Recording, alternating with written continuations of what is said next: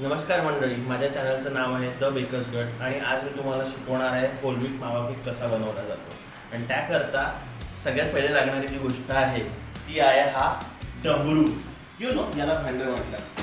आणि हा आहे आमचा भाला, ज्याने हा मिक्स होणार आहे कसं.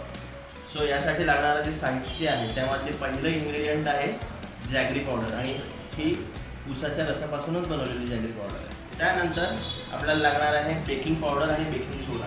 त्यानंतर आहे व्हॅनिला पावडर, ती आपण 10 ग्राम घेतलेली आहे. आणि त्यानंतर गहू मला लागणार आहे 1 किलो.